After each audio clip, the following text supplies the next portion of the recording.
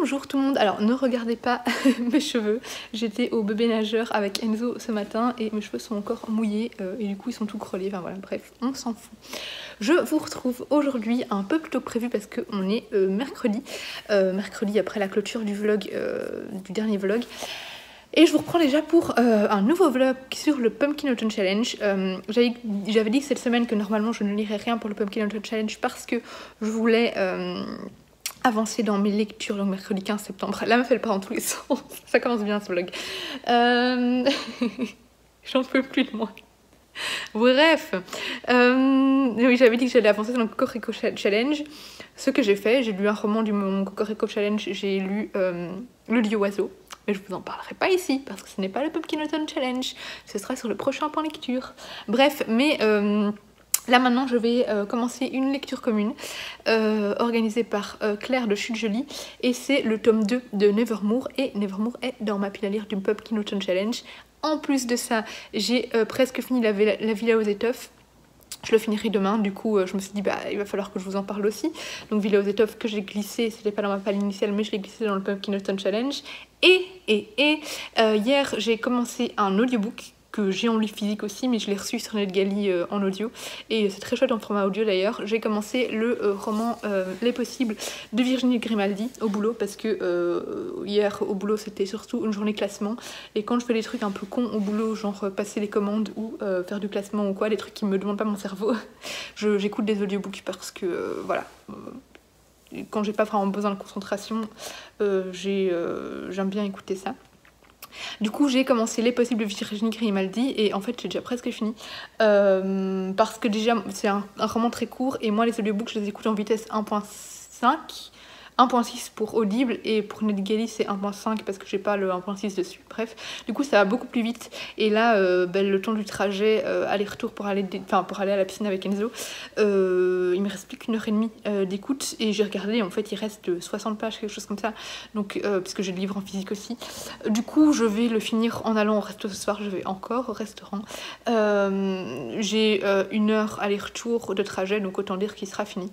Donc au final en 2 jours ce livre audio sera fini et du coup c'est Les Possibles de Virginie Grimaldi que j'avais mis également dans mon Pumpkin Autumn Challenge. Donc voilà, vu que ça fera 3 lectures du Pumpkin Autumn Challenge qui n'étaient pas prévues, enfin pas prévues cette semaine je veux dire, je me suis dit il faut que tu commences un nouveau vlog.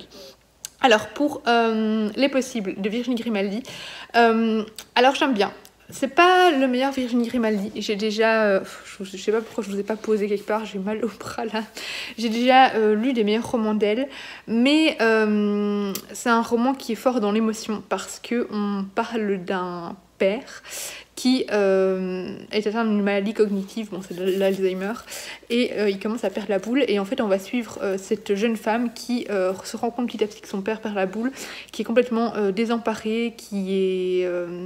voilà, on voit vraiment tout ce qui se passe dans sa tête, comment elle accepte la maladie de son père, comment elle le vit, tout simplement.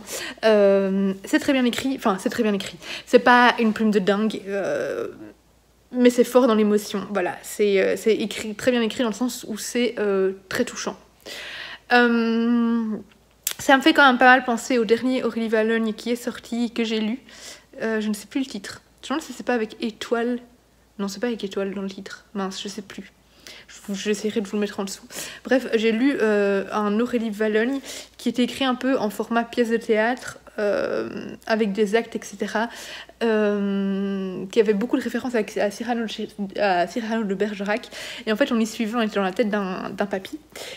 Et on le suivait avec son petit-fils qu'il gardait en été. Et on voyait que petit à petit, il était... voilà, il partait. Et c'était extrêmement touchant, extrêmement bien écrit. Je trouve que le Virginie Grimaldi est un peu en dessous de celui-ci. Il est chouette, mais il m'émeut moins que... je suis moins touchée quoi, que par celui d'Aurélie Valogne, qui m'a fait pleurer à la fin. Ici, je crois pas que je vais pleurer à la fin. Je sais pas comment ça va finir, hein, mais voilà, je pense pas que je vais pleurer. Néanmoins, ça s'écoute tout seul, c'est assez sympa. C'est pas une écoute qui demande énormément de concentration. Juste avant, j'ai écouté en audiobook L'Assassin Royal, le tome 4. Je réécoute en fait tous les Assassins Royal en audiobook parce que je les avais déjà écoutés il y a 3 ans en audiobook et comme une quiche, je me suis arrêtée au tome 5 alors que le tome 6 finit une saison. Et donc là, je me suis dit, il faut que tu les reprennes. Et du coup, je suis en train de tous les réécouter en audiobook et de clôturer du coup cette première saison dans l'Assassin Royal. Bref, donc l'Assassin Royal demande beaucoup plus de concentration alors que le Virginie Grimaldi, c'est pas quelque chose qui mobilise non plus fortement le cerveau. Donc voilà, ça s'écoute tout seul.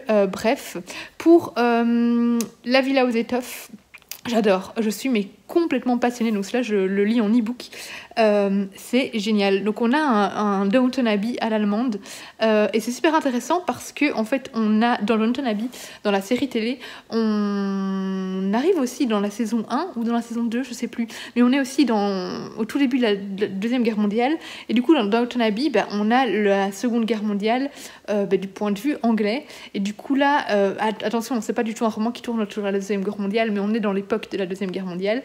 Et là, en fait, on se trouve en Allemagne avec cette ambiance très domestique, maître, etc. Famille aisée, qui ont voilà, vraiment comme dans Downton Abbey. Sauf que là, on n'est pas dans des dupes, duchesses, etc. Mais voilà, on est plus dans une famille de riches industriels. Mais du coup, on l'a du point de vue allemand et je trouve ça génial en fait. Et donc ici, on va suivre, je vous en ai parlé un peu dans le vlog précédent, on va suivre Marie qui est une jeune femme qui va rentrer comme domestique, comme aide de cuisine, fille de cuisine dans cette famille aisée, dans cette famille de riches industriels. Et elle va s'intégrer petit à petit à la famille et on va suivre un peu toutes ces péripéties au sein de cette famille qui est assez intéressante. J'aime beaucoup les personnages. On a des personnages aussi divers et variés. On a mon personnage préféré, c'est Katharina. Katharina, c'est une jeune femme qui a 18 ans et elle est complètement naïve, complètement. En fait, dans sa tête, elle part dans tous les sens et c'est vraiment un enfant. En fait, c'est un enfant dans sa tête qui suit son instinct, qui suit ce qu'elle. Elle suit ses envies du moment sans vraiment réfléchir aux conséquences, etc. Et voilà, elle me fait beaucoup rire. Elle me fait penser un peu, d'ailleurs, je vais revenir encore à Downton Abbey, je sais plus comment elle s'appelait, une des 3 sœurs dans Downton Abbey, mais la plus jeune. Même si je trouve que dans Downton Abbey, elle est un peu plus intelligente. Ici, elle n'est pas très très futée, je trouve. Je la trouve pas super futée. Voilà, mais c'est vraiment une qui a une âme d'artiste, qui se veut un peu indépendante de sa famille, mais qui est complètement dépendante de sa famille malgré tout. Voilà, on suit également Elisabeth. Elisabeth qui est beaucoup plus... En fait, ça fait hyper fort penser à Downton Abbey. Mais je vous promets que c'est pas la même intrigue. Mais Elisabeth, elle est beaucoup plus comme Marie dans la série anglaise, beaucoup plus sérieuse, beaucoup plus responsable, beaucoup plus à faire attention à la réputation de sa famille, etc. Et alors on a Paul qui est leur frère. Je pense que c'est l'aîné de la famille. Enfin bref, de toute façon c'est lui l'héritier, quoi. Et donc on a Paul qui lui est un garçon qui essaye de se faire prendre au sérieux par son papa, mais son père ne le prend pas du tout au sérieux. Et voilà, ils sont en continuel conflit. Et voilà, c'est vraiment très chouette, c'est super bien écrit, c'est passionnant, c'est super prenant et j'adore cette saga. J'ai déjà hâte de continuer alors que je l'ai même pas fini. Mais du coup voilà. Et là maintenant, alors j'ai enlevé le sleeve, du coup vous voyez juste la couverture en dur en dessous. Mais du coup je vais commencer le tome 2 de Nevermoor. J'ai la version anglaise avec cette superbe couverture, donc c'est en dessous du sleeve là. Je vous le montrerai tout à l'heure. Mais regardez-moi cette édition comme elle est trop belle, quoi. Je suis juste méga fan. Donc je vais commencer maintenant. Normalement, on est le 3e jour de la lecture commune, donc je suis déjà censée avoir lu 10 chapitres. Et là, je suis censée lire les 5 suivants, donc 15 chapitres pour aujourd'hui pour rattraper mon retard. On va voir si je vais atteindre si je vais atteindre cette page-là, si je vais réussir à rattraper un peu mon retard, parce que je compte faire d'autres choses cet après-midi, donc voilà, je vais un peu commencer et on verra bien où ça m'emmène. Voilà, je suis dans la bibliothèque, du coup j'en profite pour vous montrer la vraie couverture du tome 2. Donc j'ai enlevé, je déteste lire avec les sleeves sur les versions anglaises, je les enlève toujours parce que j'ai peur de les abîmer en fait. C'est vraiment, au final je suis totalement déconcentrée dans ma lecture parce que j'ai trop peur d'abîmer, de mettre mes doigts gras dessus et tout, voilà. Et donc là c'est possible, donc je l'ai aussi en version en version papier. Je l'avais commandé sur Vinted et je voulais en profiter pour vous montrer quelque chose. J'ai reçu, je voulais montrer sur Instagram, mais voilà, j'ai reçu le lendemain, le lundi en fait, donc le lendemain de la clôture du vlog, un colis que je voulais vraiment vous montrer. Donc voilà, je vais en profiter pour vous montrer maintenant. Donc j'ai fait une commande chez Alvernia Forest. Alvernia Forest, elle est tenue par Julie, qui a toujours, mais elle l'entretient plus, un compte Instagram, les confidences de Julie. Et l'année passée, elle a ouvert sa boutique, une boutique sur Etsy qui est magnifique. C'est une fille extrêmement douée. À chaque fois qu'elle sort des nouveautés, je passe commande, allez presque. Il y a des fois où j'ai passé, mais où je résistais, c'est juste parce que j'avais pas de sous. Sinon j'aurais commandé à chaque fois, bref. Et en fait elle fait énormément de créations, mais par exemple ça venait de chez elle. Ça vient de l'année passée, c'était une de ses premières créations. Et en fait elle fait voilà, des pieds univers, entre autres. Elle fait aussi d'autres choses, elle fait aussi des bougies, des pochettes à livres, etc. Voilà, en pâte polymère. Et elle avait sorti une collection Harry Potter. Alors Julie, la particularité de sa boutique, c'est que la plupart des pièces sont des pièces uniques. C'est-à-dire que par exemple cet univers-là, de toute façon, même si elle en fait plusieurs, c'est toujours unique parce que c'est fait main, il y a toujours des petites différences. Mais par exemple les petits univers, en général, elle a qu'une pièce de chaque. Et du coup voilà, je lui ai commandé, elle avait sorti une collection Harry Potter qui est partie en 10 minutes. Hein, et je lui avais commandé ce petit univers-là. J'en ai un autre que je vais vous montrer juste après. Je lui ai commandé également la bougie qu'elle a faite sur Dumbledore. Alors je voulais lui commander la bougie, une bougie avec des citrouilles, pâte à citrouille, voilà. Mais au moment de passer ma commande, il n'y en avait plus. Puis elle a décidé, vu la forte demande, de faire des précommandes pour satisfaire tout le monde. Donc ça, par exemple, du coup, ces bougies-là, vous pouviez, maintenant plus, elle a fermé les précommandes, mais vous pouviez en avoir d'autres. Mais elles sont quand même à chaque fois pièces uniques parce que voilà, elle fait tout à la main, donc il y a toujours des petites différences. Mais voilà, j'avais hésité à du coup prendre une précommande de pâte à citrouille pour la bougie, et puis je me suis dit non Laura, tu as déjà assez dépensé et j'ai déjà ces petites citrouilles ici, donc c'est très bien. En plus elle va bientôt sortir une collection d'automne, il y aura plein de citrouilles, donc je suis sûre que je pourrai être satisfaite avec ça. Donc bref, donc il y avait cette superbe bougie du bureau d'Albus Dumbledore. Elle m'avait glissé deux petits fondants de l'odeur pâte à citrouille. J'en ai donné un à ma soeur était là, du coup je lui ai dit allez je t'en donne un. Alors c'est impressionnant parce que ces fondants, je les ai juste posés comme ça dans ma bibliothèque, et alors à chaque fois que j'ouvre ma bibliothèque, j'ai cette odeur de bougie pâte à citrouille qui imprègne toute la pièce. C'est dingue quoi. Comment un si petit truc peut sentir aussi fort. Ma soeur m'a dit ah, tu fais comment? J'ai dit mais non, ça se fait un peu brûler sur des espèces d'assiettes à fondant, mais moi je les brûle pas, je les pose juste dans la pièce et l'odeur prend dans toute la pièce. Et alors il y a un dernier univers, où est-ce que je l'ai mis? La meuf elle a déjà oublié où est-ce qu'elle a rangé ce truc. Ah, il est là. Donc voilà, j'ai commandé un autre univers. C'est celui qui s'inspire du moment où Harry Potter reçoit toutes les lettres à Private Drive. Il est juste magnifique. À la base je voulais craquer, alors je voulais les univers, mais elle avait sorti un nouveau type de produit, c'était un cadre. J'essaierai de vous le montrer en photo, mais je sais pas si je le trouverai encore. C'était un cadre en fait avec tout plein d'objets Harry Potter dessus. Mais elle m'a dit que tout le monde allait se jeter dessus, vu qu'elle avait que un. Je me suis dit non, ce n'est pas intelligent, ne saute pas sur le cadre, va prendre les 2 univers qui t'intéressent. Et du coup j'ai eu du bol, j'ai eu vraiment les 2 univers que je voulais. Donc voilà, elle a plus ça pour le moment sur sa boutique, mais elle va sortir bientôt d'une nouvelle collection. Donc si vous voulez découvrir sa boutique, n'hésitez pas à aller jeter un coup d'œil et à la suivre sur Instagram. Je sais pas pourquoi je vous encourage à la suivre, parce que ça veut dire que j'ai moins de chance d'avoir ce que je veux la prochaine fois. Mais franchement elle le mérite, elle est super douée et elle le mérite amplement. J'ai failli oublier de vous montrer, j'ai aussi commandé une pochette à livres chez Alvernia Forest. Alors elle en avait sorti 2 canons et moi j'ai été raisonnable, j'en ai pris qu'une.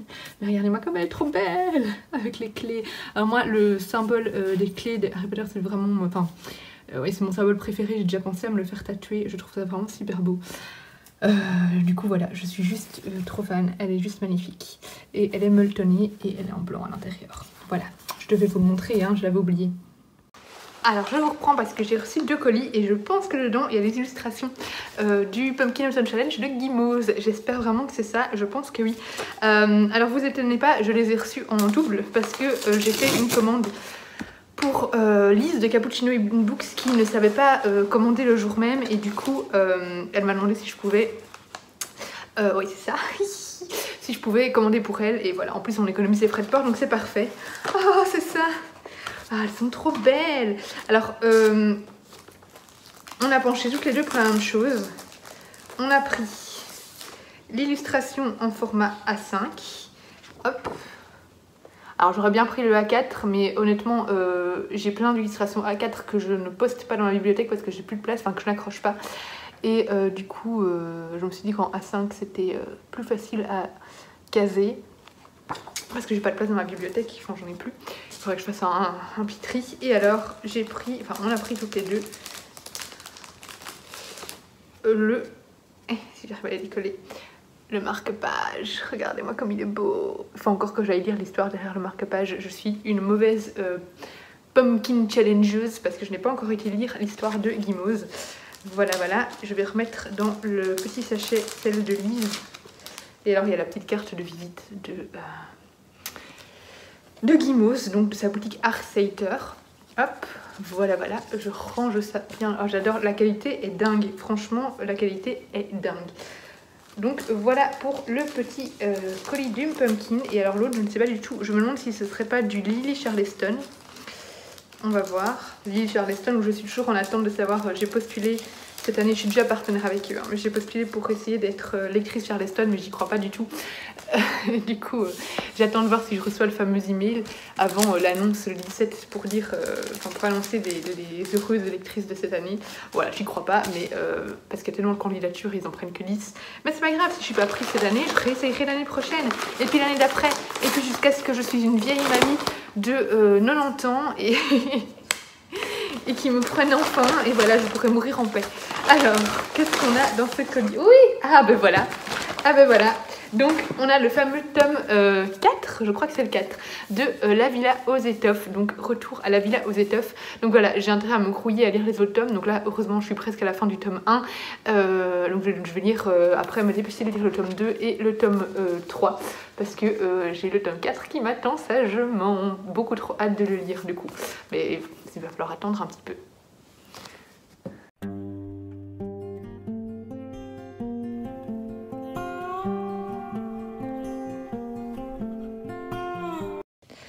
Alors, on est vendredi après-midi, je vous ai pas pris du tout hier, mais j'ai dû lire 10 pages, quelque chose comme ça. Là, le programme de cet après-midi, c'est d'essayer de ne pas m'endormir et d'avancer un maximum dans le tome 2 de Nevermore, parce que on commence déjà le tome 3 lundi, donc je dois carburer parce que je suis encore qu'au début. Alors, je vous prends pour deux choses. Première chose, j'ai été chercher un colis, le Saint Graal, le tome 5, tout dernier tome du Secret du Faucon. Donc, le Secret du Faucon qui est une saga auto-éditée par A.D. Martel. Du coup, depuis le début, depuis la sortie du premier tome, l'autrice m'envoie les romans en e-book, voilà, elle m'a fait confiance gentiment et tout ça, et elle m'a envoyé tous ces romans en e-book. Là de nouveau, elle me l'a déjà envoyé, du coup je l'avais déjà commencé, je suis déjà à la moitié en fait, mais je viens d'aller le chercher parce que j'ai décidé qu'il était temps que j'ai ces romans dans ma bibliothèque et que je soutienne un peu financièrement l'autrice aussi, parce que c'est bien gentil de m'envoyer les livres, mais je trouve que c'est important de la soutenir, je vais me mettre comme ça parce que financièrement, voilà, surtout que j'adore cette saga, donc voilà, j'ai enfin acheté un des tomes, c'est le tome 5. Je vais acheter du coup les 4 premiers tomes petit à petit. Il est dédicacé, du coup j'ai un beau marque-page, donc voilà, je suis trop contente. Alors en plus elle m'a mis un trop joli mot sur un papier Lidl. Moi j'adorais, je sais pas vous, mais moi je collectionnais les Lidl, donc voilà, elle a fait mon bonheur. Donc voilà, je suis déjà à la moitié. Ce tome 5 est hyper angoissant. J'ai l'impression d'être dans Game of Thrones en fait, donc c'est stressant, c'est beaucoup trop stressant. Voilà. Et la deuxième chose, c'est que tout à l'heure, j'ai reçu un email. Alors normalement, on peut pas encore l'annoncer sur les réseaux sociaux, mais je pense qu'ils l'annonceront aujourd'hui sur le réseau social. Du coup, au moment où le vlog sera publié, normalement, ça sera dit, sinon je devrais couper. J'ai reçu un email de Charleston. Je suis lectrice 2022. Oh, je suis trop contente. Quand j'ai reçu l'email, j'ai sauté de joie. Franchement, j'étais prête à sortir le champagne et tout ça. J'étais trop contente. 2022 sera mon année. Alors 2022, c'est déjà mon chiffre préféré. Du coup, ce sera mon année préférée de toute ma vie, j'en suis sûre. Alors déjà, je vais être lectrice Charleston 2022. Ça sera mes 30 ans. Bon, ça, je sais pas si c'est quelque chose de positif ou pas. J'aime bien, moi, être dans les 20. C'est les 30 ans de Disney en même temps. Du coup, je vais faire mes 30 ans à Disney. Et je vais 3 semaines en Guadeloupe en janvier. Donc, en espérant que le Covid... Donc, ça va être trop bien. Ça va être une trop bonne année. Je suis déjà trop excitée. Je suis trop heureuse. Aujourd'hui est une bonne journée. Bref, je vais lire dehors. J'allais me mettre dehors, il y avait plein soleil. Évidemment, je vais me mettre dehors. Maintenant, il n'y en a plus. On se fout de moi. café pour pas m'endormir et lecture.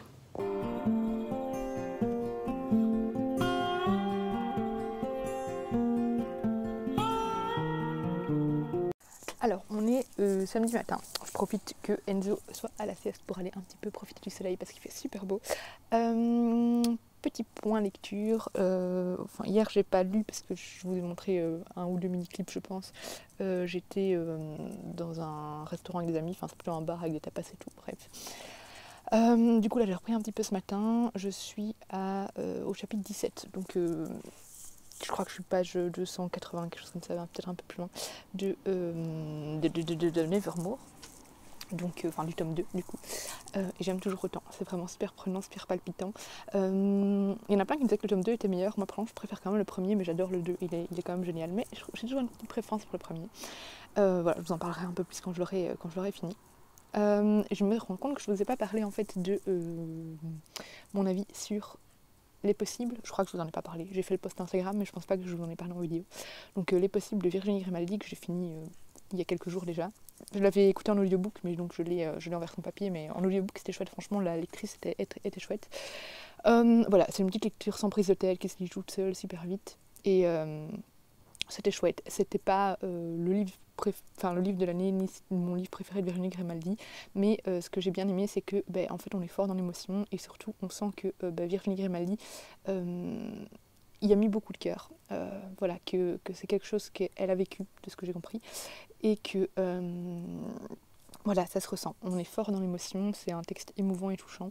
Elle a un papa du coup qui perd la tête, qui a Alzheimer, et qui commence à... son état se dégrade petit à petit, et sa fille est témoin de cette dégradation, de cette perte de mémoire, et elle a du mal à vivre ça, à l'accepter. Voilà, c'est un livre qui nous rappelle l'essentiel, enfin les petites choses essentielles de la vie, prendre soin de nos proches, passer du temps avec eux, que rien n'est acquis, que tout peut arriver à n'importe quel moment, et vraiment c'était vraiment très touchant. Donc voilà, une chouette petite histoire, c'est pas le livre de l'année, c'est pas le livre qui me restera en tête pendant des siècles, mais j'ai passé un bon moment de lecture, donc il se réveille, j'étais bien dehors. Mais voilà, chouette petite lecture. Donc j'ai pas grand chose à en dire le plus. Voilà. Donc ce week-end j'aimerais bien donc terminer le tome de Nevermore, le tome 5 du Secret du Faucon. J'ai plein de lectures que j'aimerais bien lire ce week-end. Là j'ai sorti un petit livre qui n'est pas pour le Pumpkin John Challenge, même s'il rentre d'office dedans, mais je l'ai pris pour le Cocorico Challenge, parce que j'aimerais bien filmer un point lecture du Cocorico Challenge, vu que j'ai lu le Dieu oiseau, et du coup j'aimerais bien faire un point lecture sur 2 livres du Cocorico Challenge, et du coup ça c'est un tout petit, donc il sera vite lu. C'est La Sourcière de Élise Fontenaille, que j'ai reçue de Céline de Couler comme l'encre. Donc voilà, je ne sais plus de quoi ça parle. Voilà, je verrai. De toute façon, c'est très très très court, donc lire les résumés d'un livre aussi petit, en général, ça le spoil beaucoup. Voilà. Donc là, je vais essayer de rendormir Enzo. Il n'a pas encore dormi beaucoup. J'espérais vraiment rester au moins 1 heure au soleil. Et je vais un peu avancer dans mes lectures. Alors, on est dimanche matin, cette matinée j'ai déjà bien nettoyé, donc voilà, j'ai pas beaucoup lu, mais j'ai pris l'audiobook Sensano du tome 2 de Nevermore pour terminer le livre en nettoyant, comme ça je déteste nettoyer, j'ai l'impression de perdre mon temps, etc., même si bon, c'est obligatoire. Du coup comme ça j'avançais quand même, je lisais quand même en nettoyant, donc c'est parfait, je viens de le finir à l'instant. Du coup voilà, j'ai fini le tome 2 de Nevermore, et je crois que je vais déjà commencer aujourd'hui, en tout cas demain, la lecture commune commence demain, mais voilà, j'ai déjà bien envie de commencer aujourd'hui le tome 3. J'ai aussi pris l'audiobook, comme ça je peux avancer aussi un petit peu en faisant d'autres choses, mais j'ai le tome 3 dans ma bibliothèque, juste ici. J'ai pas envie de le sortir, mais il est... Est-ce qu'on le voit? Oui, il est là, je fais tout tomber. Bref, j'ai beaucoup aimé, un peu moins que le premier, mais voilà, c'était toujours... voilà, on reste dans le même style d'histoire, on continue à en apprendre plus sur l'univers, sur les personnages, etc. Pour ceux qui ne connaissent pas, Nevermore, c'est Morrigan, qui est une jeune fille qui est un enfant maudit, du coup qui vit dans une ville où elle est née le jour du merveillon. Et les enfants nés le jour du merveillon sont jugés enfants maudits et donc responsables de tous les maux de l'univers. Hein. En gros, il se passe quelque chose de mal, c'est d'office à cause des enfants maudits. Et ils sont aussi voués, destinés à mourir le jour de leurs 12 ans, donc le jour du prochain merveillon. Donc cet univers est divisé en ères, et donc tous les X temps il y a un merveillon. Sauf que, là je vous fais un résumé du tome 1, hein. Sauf que en fait, le merveillon cette année-là va arriver un an plus tôt en fait. Et du coup, Morrigan va être destinée à mourir à ses 11 ans finalement, et pas 12. Sauf qu'elle va être sauvée au dernier moment par Jupiter, un homme mystérieux, voilà. Et elle va être emmenée à Nevermore, donc dans un monde dont on n'avait jamais entendu parler, enfin on n'avait jamais entendu parler. Et voilà, et elle va apprendre plein de choses, et je vous en dis pas plus, mais c'est vraiment un très chouette livre, une très chouette saga. Là, vu que c'est un tome 2, je sais pas trop vous en dire plus, à part que j'ai adoré. J'ai avancé aussi dans Le Secret du Faucon, il me reste 150 pages, j'ai pas hâte de le finir parce que j'ai pas envie, c'est le dernier tome, et voilà, j'ai pas envie que ça finisse. Hier, j'ai aussi fini La Sourcière, mais je vous en parlerai pas ici parce que je vais faire un point lecture là tout à l'heure. Je vais faire du sport là maintenant et puis je vais filmer un point lecture. Et vu que c'est pas du Pumpkin Autumn Challenge mais du Cocorico Challenge, bah, c'est pas pour ce vlog. Et donc je vous dis juste que je l'ai fini, mais il faudra avoir le point de lecture pour avoir mon avis. Ben voilà, en gros pour mes lectures en cours, je vous tiens au courant de la suite. Cet après-midi, on ira peut-être faire un espèce de marché près de chez nous. Donc je vous filmerai peut-être des morceaux aussi, on verra bien.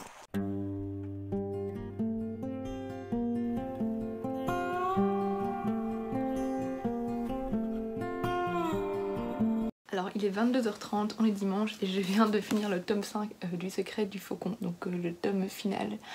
Les 50 dernières pages, j'ai fait que chialer, là j'ai encore les larmes aux yeux, j'ai encore la voix un peu cassée, mais j'ai vidé je sais pas combien de paquets de mouchoirs. Je suis complètement déshydratée, franchement les 50 dernières pages c'était angoisse sur angoisse, stress, je passais du rire aux larmes, le rire de soulagement et puis les larmes de tristesse, enfin, c'était dur, franchement c'était dur. Ce tome 5 était c'était palpitant mais en même temps beaucoup trop stressant. J'avais l'impression d'aller dans Game of Thrones. Waouh, c'était incroyable. Je sais pas finalement. Alors au début le tome 1 était mon préféré, puis finalement c'était le 4, et là maintenant il y a le 5. Entre le 4 et le 5, je sais pas trop quel est mon tome préféré. Le 4, j'ai pas mal ri parce qu'il y a pas mal de passages drôles. Ici il y en a quelques-uns, mais j'ai surtout beaucoup pleuré. Franchement. Je trouve que c'est de plus en plus dur de ressentir autant d'émotions dans des livres et surtout dans des sagas. En tout cas, moi j'ai de plus en plus de mal à vraiment me sentir impliquée à 100%, à me sentir vraiment embarquée à 100% dans l'histoire, disons, à vraiment me sentir concernée à 100% par les personnages comme j'ai pu l'être dans Harry Potter, dans Hunger Games, dans les sagas qui m'ont vraiment embarquée vraiment du début à la fin, où vraiment j'étais attachée à 100% au personnage. Ça devient dur pour moi de trouver ça dans des livres et surtout dans des sagas, dans des sagas de fantasy ou autres, hein, et voilà, quand il y a plusieurs tomes et tout ça. En général j'aime bien, j'ai parfois des super bonnes lectures, mais voilà, je suis pas vraiment dans l'émotion. Et avec Le Secret du Faucon, waouh. Là, je suis passée par toutes les émotions. Vraiment, j'ai ri, j'ai pleuré, j'ai été stressée. Voilà, c'était incroyable. C'est une saga que je vous conseille vraiment. Une saga de fantasy qui est d'une très grande qualité.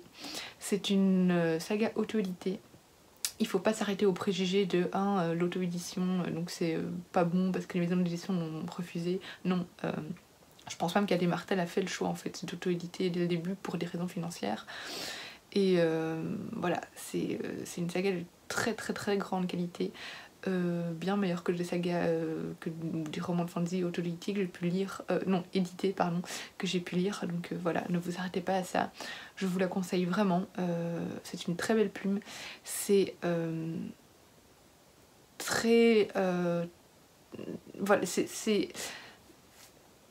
Il y a énormément de travail derrière, tout est bien ficelé. J'ai vu après qu'elle avait fait des études d'histoire, l'autrice, et ça explique beaucoup de choses parce qu'on voit qu'elle connaît la période, ça se passe au Moyen-Âge. Voilà, c'est vraiment une super saga. Je sais pas vous en parler vraiment ici parce que c'est un tome 5, du coup je vais pas vous spoiler, mais c'était incroyable. J'en ai parlé déjà pas mal en vidéo de cette saga, donc voilà, n'hésitez pas à aller retrouver mes avis. Mais en gros là on est dans une saga de fantasy où on va suivre Cyrielle qui a été élevée dans un couvent. Je sais même plus ce que je peux vous en dire ou pas sur le tome 1, mais... ouais, je sais plus trop parce que le tome 1 je l'ai lu il y a tellement longtemps que je ne sais plus trop si ce que je vous dis c'est des spoilers ou pas, donc j'ose pas trop vous en dire trop. En gros, allez lire le résumé du tome 1, voilà. Donc voilà, elle a été enlevée dans un couvent, puis ça va tourner dans toutes des histoires de complot, de royauté, enfin de comté plutôt, voilà, des histoires de pouvoir, il y a de la magie, il y a de l'aventure, il y a des chevaliers, il y a des combats, enfin, il y a tout ce qu'on aime dans la fantaisie médiévale, donc franchement si c'est quelque chose que vous aimez, je ne peux que vous conseiller cette saga. Je commence à récupérer un peu là. Franchement je savais pas si j'allais être capable de vous parler parce que je pleurais tellement, mais voilà. Donc c'est ici que je vais du coup clôturer le vlog. Je recommencerai sûrement un nouveau vlog demain parce que je crois que je vais encore... Bah oui, demain je vais commencer le tome 3 de Nevermore qui est aussi dans le Pumpkin Autumn Challenge, donc à mon avis je reprendrai demain. Je vous laisse ici pour ce petit vlog, on se retrouve bientôt dans une prochaine vidéo. Et voilà, à bientôt, des bisous.